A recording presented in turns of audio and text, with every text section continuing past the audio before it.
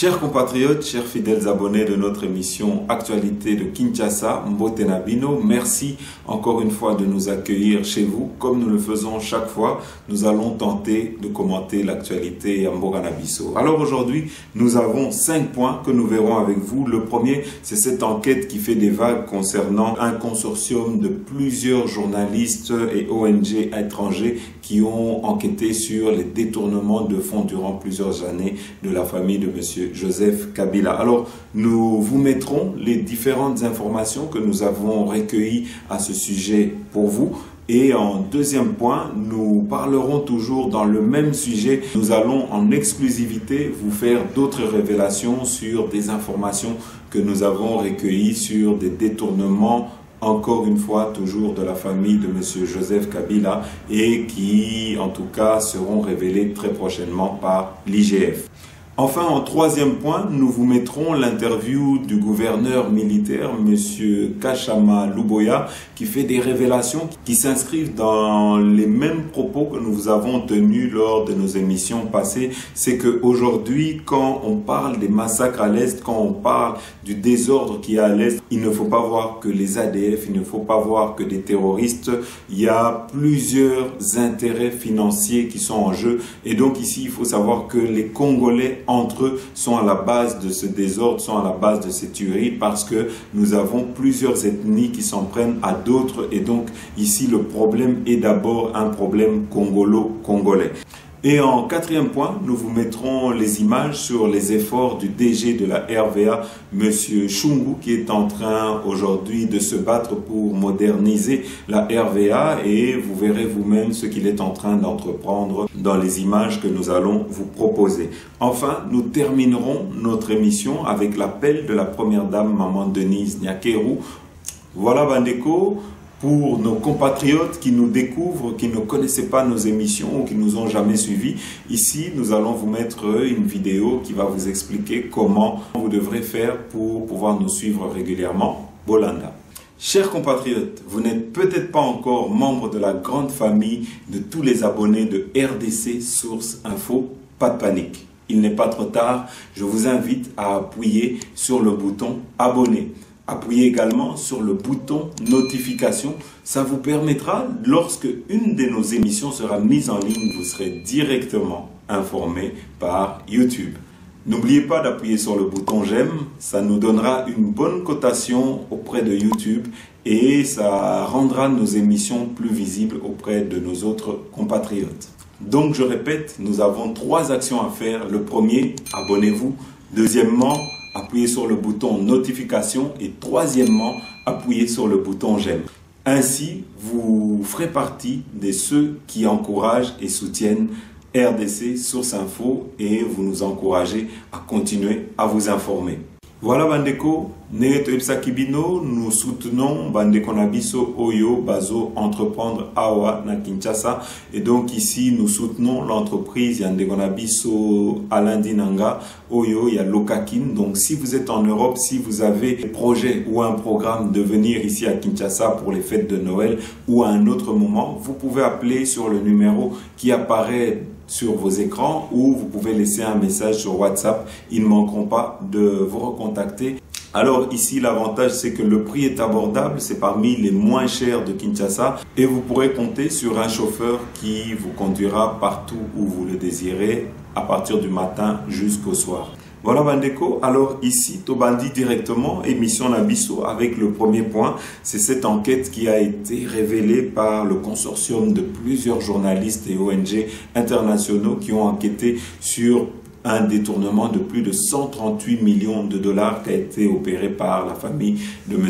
Joseph Kabila. Alors, nous allons vous mettre les différentes interviews et les différentes informations qui en parlent, mais peut-être avant ça, nous avons un souci. Nous, Congolais, le souci que nous avons, c'est que les révélations sur les détournements, sur la mauvaise gouvernance sous M. Joseph Kabila, aujourd'hui, ce qui a été révélé n'est pas une première, ce n'est pas du tout nouveau. Nous avons déjà eu plusieurs révélations et jusqu'ici, la question que tout le monde se pose, c'est que fait la justice face à tous ces dossiers qu'on lui ramène?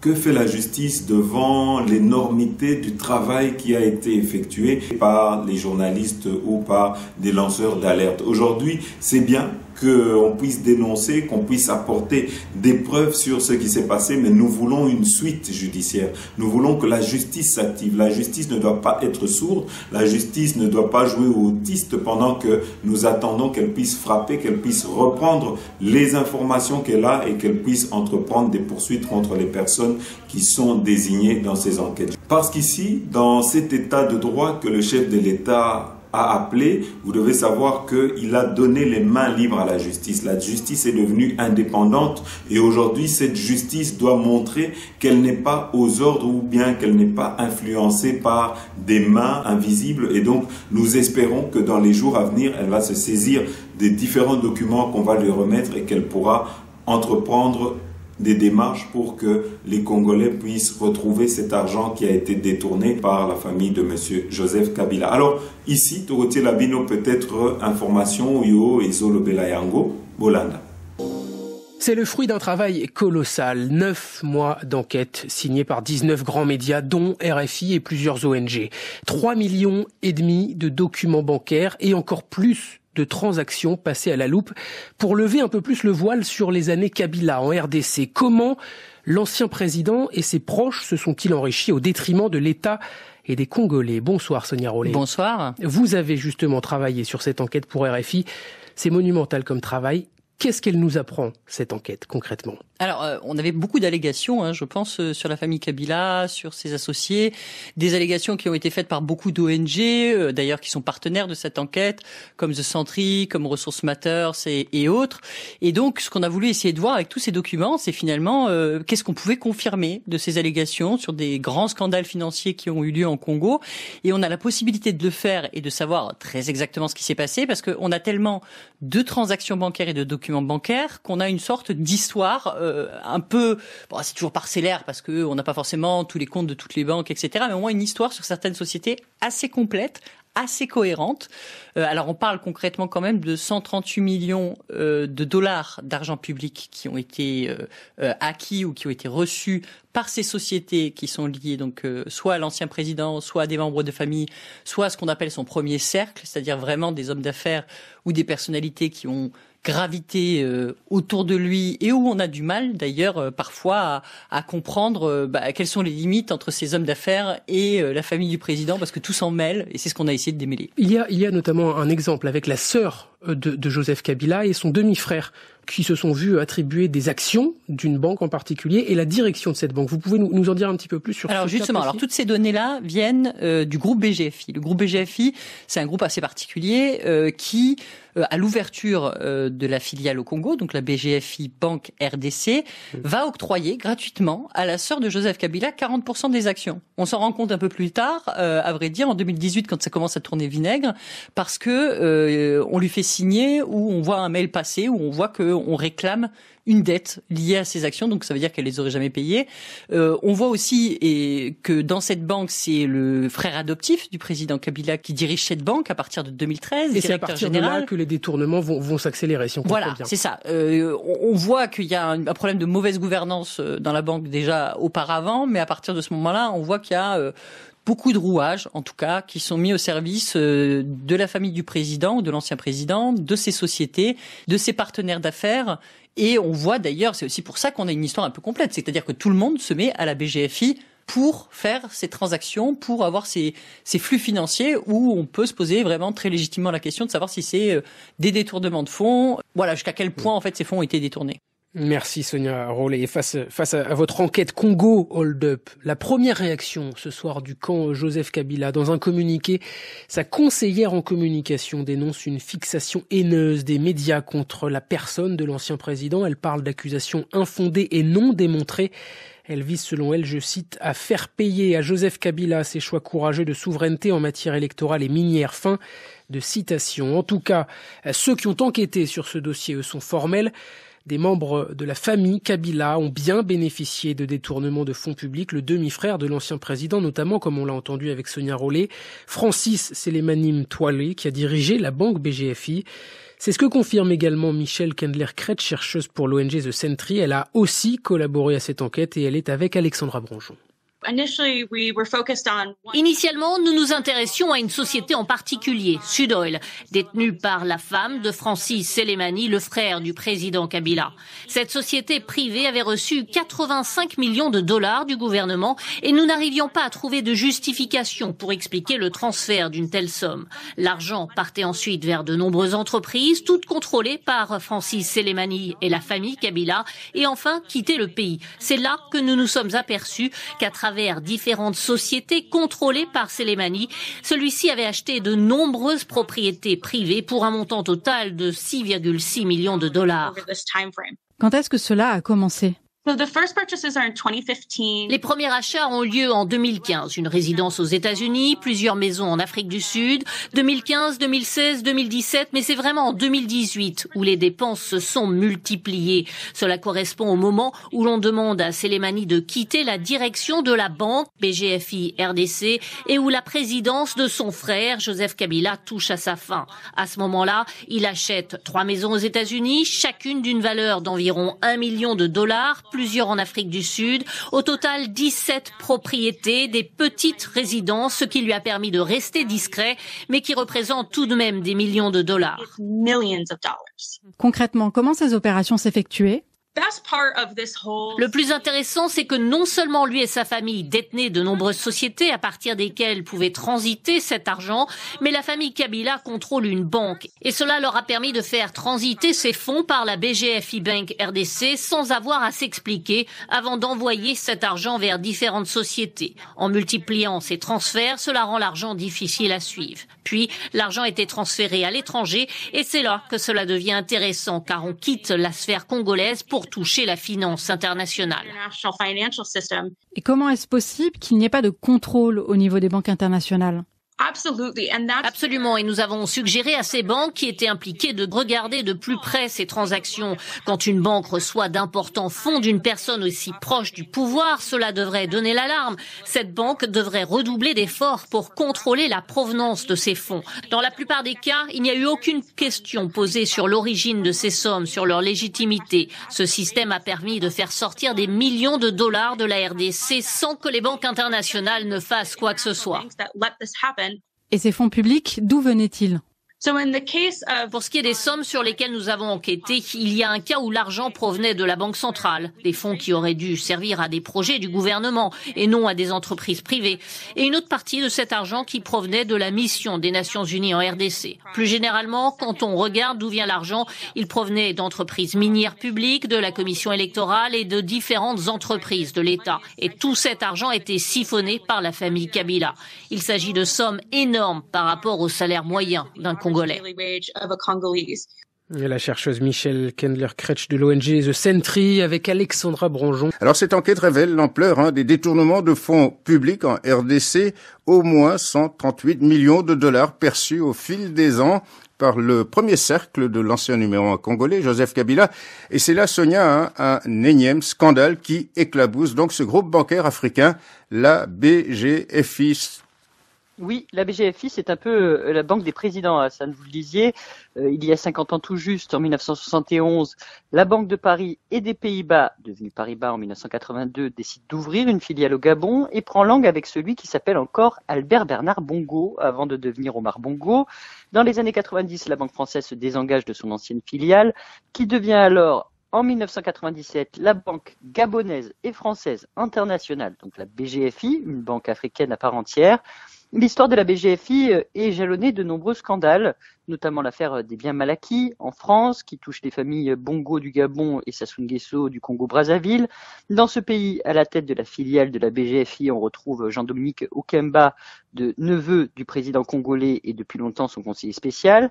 Et c'est par l'intermédiaire de ce groupe bancaire, et avec des fonds présumés détournés, que Denis Christel Sassou Nguesso, le fils du numéro 1 congolais, aurait acheté un luxueux appartement à Miami, ce sur quoi la police fédérale américaine enquêtait depuis l'an dernier.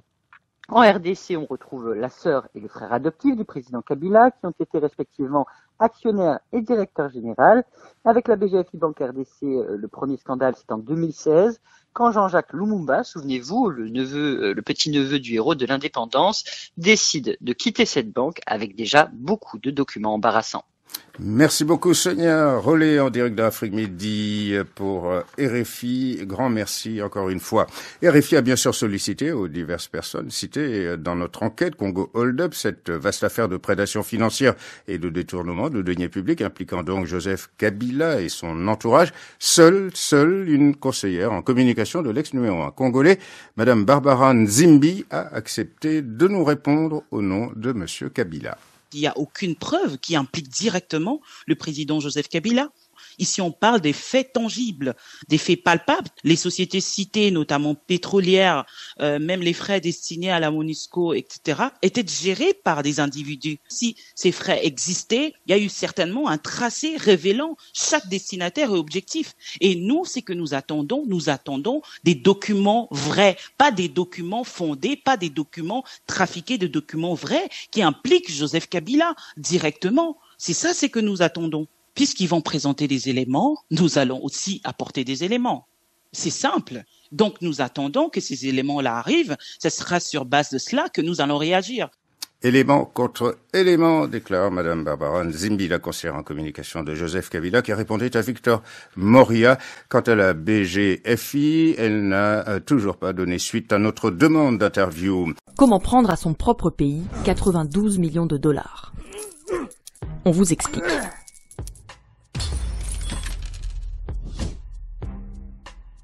C'est ce qu'a fait la famille de Joseph Kabila, l'ancien président de la RDC, aussi appelée République démocratique du Congo. Comment? 1. Détourner l'argent des institutions. Impôts, ONU, élections, routes. L'idée est de récupérer tout l'argent public possible. 2. Stocker l'argent, puis le transférer dans un endroit sûr, pour le clan Kabila, dans cet ancien garage de Kinshasa, dans les comptes d'une société écran, Sudoil.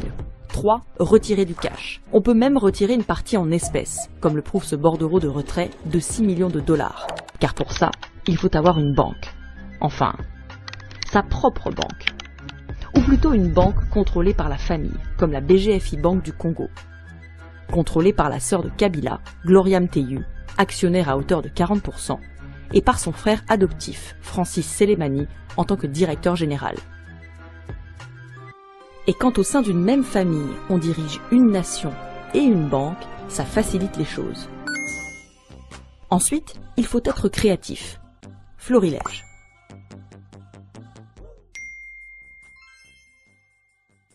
En 2016, pour rémunérer la participation du Congo à une mission de maintien de la paix, l'ONU verse 7,3 millions de dollars à l'ambassade de RDC auprès des Nations Unies. L'ambassadeur reçoit l'ordre de reverser 6,8 millions à l'État congolais, plus précisément à la Banque centrale du Congo, sur son compte à la BGFI. La BGFI va en profiter. Si les 7 millions lui ont bien été versés par l'ambassade, le Congo n'en a jamais vu la couleur. Et à la place, le virement atterrit dans les comptes de Sudoil.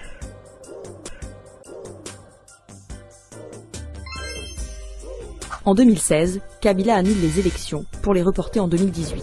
La commission électorale qui organise les scrutins, la CENI, emprunte à la BGFI 25 millions de dollars. Un prêt engendre des frais et automatiquement, la banque gagne 1 million de dollars.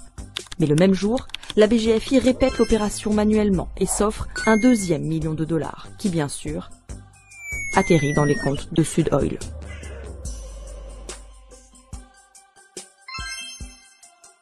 Foner, c'est l'agence publique qui s'occupe des routes du Congo. Elle possède plusieurs comptes à la BGFI. En décembre 2014 et janvier 2015, elle émet 5 transactions importantes vers un compte interne de la BGFI. 852 000 dollars d'abord, puis 594 000, encore 594 000, 586 000 et enfin près de 600 000 dollars. Au total, 3,2 millions de dollars censés transiter d'un compte du Foner à l'autre. Mais la BGFI vire en fait les 3,2 millions à 2 autres sociétés, Sudoil et sa filiale Kwanza Capital. La Banque centrale du Congo a elle aussi financé la famille Kabila. Son compte à la BGFI, intitulé BCC Équipement, est une caisse noire. Le 26 septembre 2016, il émet un virement de 30 millions de dollars, supposé alimenter un autre de ses comptes à la BGFI, et qui disparaît étrangement, tandis qu'un virement du même montant arrive chez Sudoil. La Gécamine, c'est la grande entreprise publique qui gère les mines, la plus grande ressource du Congo-Kinshasa. Le 13 juin 2016, la Gécamine décide de payer ses impôts en avance. Depuis son compte à la BGFI, elle vire 2 millions de dollars à la Banque centrale du Congo. Sauf qu'à nouveau, le virement n'atteint pas la banque. Voilà Bandeko, autre révélation que nous allons vous faire en exclusivité. Vous connaissez tous la taxe GoPass qui est versée par chaque voyageur qui doit quitter le territoire congolais ou qui doit voyager à l'intérieur du pays. Ici, il nous revient qu'un membre de la famille de M. Joseph Kabila percevait quelques millions de cet argent et on devait lui mettre en domiciliation une partie de cet argent sur son compte en banque. En tout cas, cela a été stoppé grâce à l'intervention de l'IGF et vous devez savoir également, nous vous faisons cette révélation en exclusivité, mais bon, que dans les jours à venir, Kombo, il y a membre de la famille, il y a Joseph Kabila, où il y a pour percevoir Bambongo, puisque les preuves sont là et la banque qui faisait cette domiciliation a également transmis les différentes preuves de domiciliation qu'elle était obligée de verser aux membres de la famille de M. Joseph Kabila. En tout cas, dans les jours à venir, Kombo, il y a membre de la famille Wana et Kobima et nous ne manquerons pas de faire une émission sur ça. En attendant de recueillir toutes les informations, ici, nous vous donnons déjà Oyo Tozanango. Alors ici, Toleki directement, na troisième point Nabiso, Toebsakibino que le drame qui se déroule aujourd'hui à l'est de Yambor-Anabiso, les tueries qui se déroulent à l'est de Yambor-Anabiso, Eza ba Congolais misusunde baza sima ya ba massacre wana. Si vous voyez des agitations, il y a ba députés, vous devez savoir que mingi na bango baza na ba intérêt parce que il y a des intérêts financiers na ba guerre, na ba trouble et banda ko salema à l'est de Yambor-Anabiso. Si aujourd'hui vous voyez que il commence à y avoir beaucoup de massacres, ce sont des agitations, il y a ba ennemi Yamboka, il y a ba Congolais misusu oyo qui veulent que le président puisse faire marche arrière et du fait que le chef de l'État aujourd'hui a instauré l'état de siège, vous devez savoir que ça les met mal à l'aise et Kati Bakop Nabango et donc beaucoup d'entre eux aujourd'hui ne se retrouvent plus financièrement. C'est pour ça que Bozomo Naba agitation, Ming Nabango veulent décourager le chef de l'État, Ming Nabango veulent donner une mauvaise image de cette action Yaba FRDC Nabiso pour que on puisse stopper et qu'ils puissent reprendre leur trafic comme ils avaient l'habitude de le faire.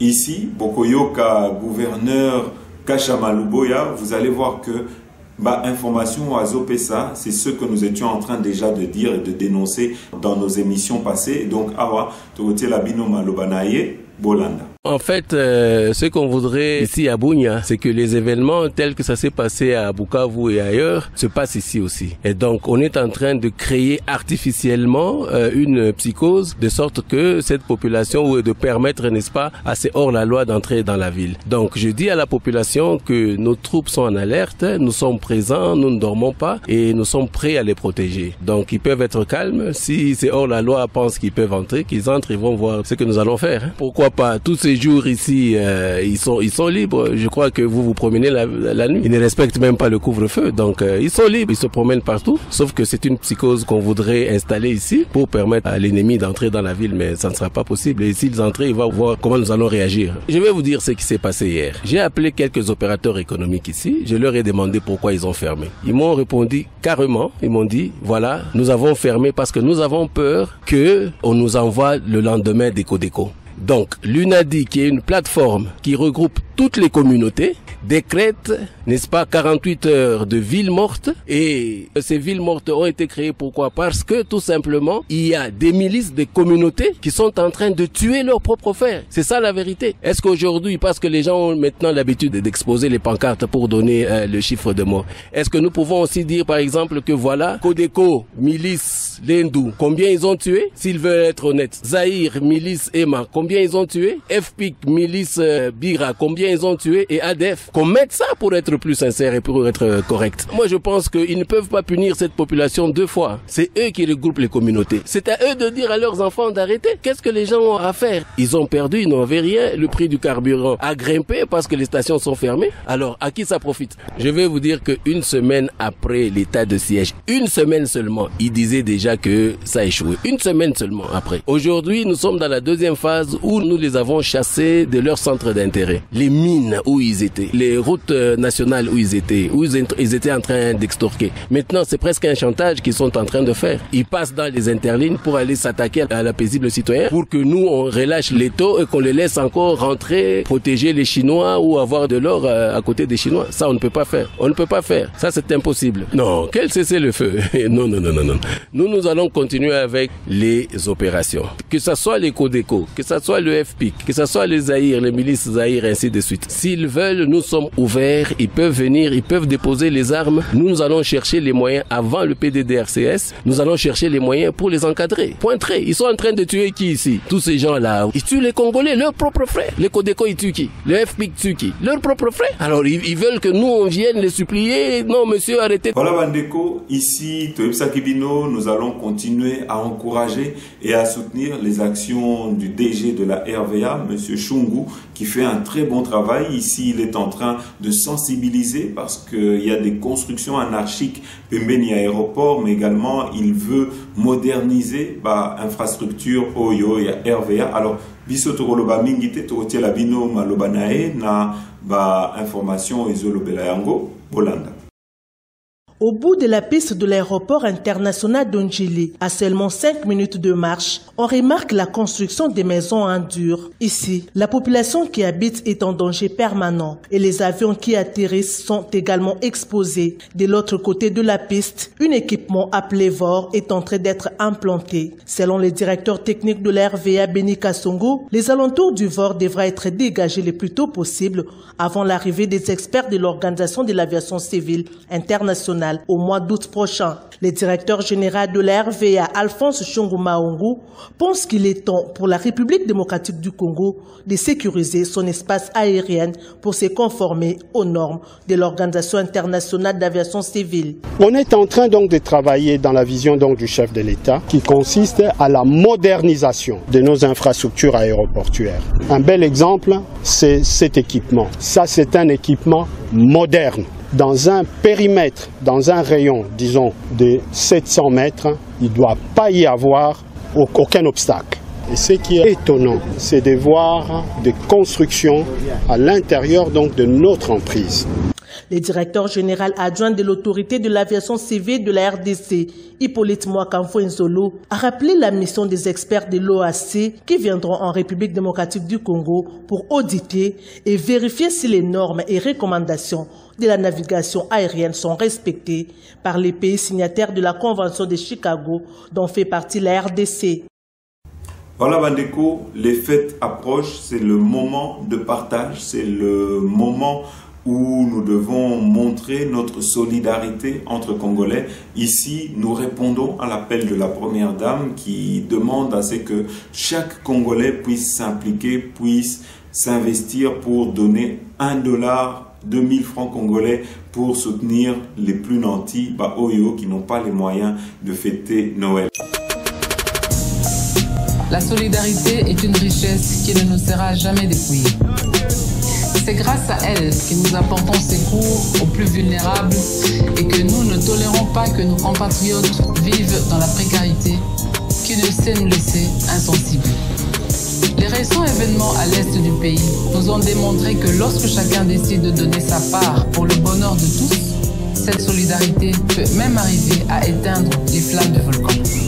À présent, les fêtes de fin d'année approchent et dans certains coins du pays, Noël risque de ne pas être une fête, mais plutôt une sombre rencontre familiale autour des assiettes ou un jour de solitude loin des personnes que l'on aime, ou pire encore, une journée triste pour celles et ceux qui sont privés d'un abri. Chers compatriotes, c'est en comptant sur l'implacable solidarité congolaise que je vous appelle à participer massivement à la campagne Noël pour tous. Avec une contribution minimum de 2000 francs congolais que chacun fera parvenir dans le cadre de cette campagne, nous allons par exemple atteindre celles et ceux qui sont retenus dans les hôpitaux faute d'argent, celles et ceux qui vivent dans le secteur à carence en eau potable ou encore celles et ceux qui sont orphelins et opprimés et sont dans l'incapacité de se nourrir. Partout en RDC ou ailleurs, contribuons pour apporter un repas de Noël aux plus vulnérables dispersés dans les recoins de nos 26 provinces. Parents ou enfants, riches ou pauvres, grands ou petits, hommes ou femmes, ceci est un appel à tous, une interpellation à une solidarité qui ne se conjugue que par les actes. Même le plus vulnérable a droit à Noël.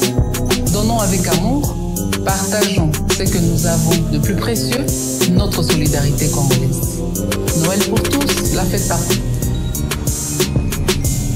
Merci na Binonio Sotou, Oyo Bolanda Kibiso. À très bientôt. De la francophonie.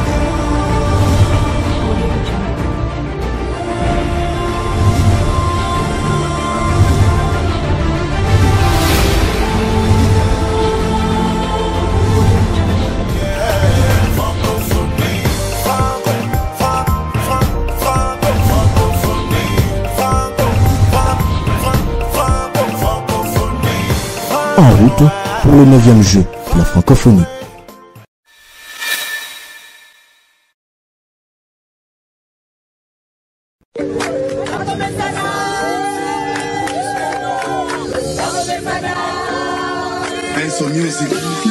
Oh mamé, oh mamé, oh mamé, oh mamé, oh mamé, lé, oh mamé, lé.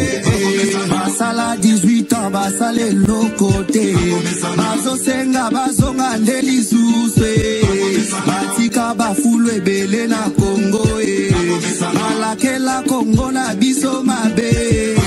Bango baloba ki Kongo ekobonga te, fachazi Kongo apesi yango na Nzambe, okasa kabinda yango esila, okende universite esila, basode muton musala kitoko, okende Kisangani musala kitoko, Kongo mobima musala ezosalama, bana bango yo batangi ofele, politique et si bazonga ma prisonnier politique basi babima ebola kutu et si la na este yango to bete la fachi maboko to bete la fachi de maboko to bete la fachi de maboko to bete la fachi de maboko to bete la fachi de maboko.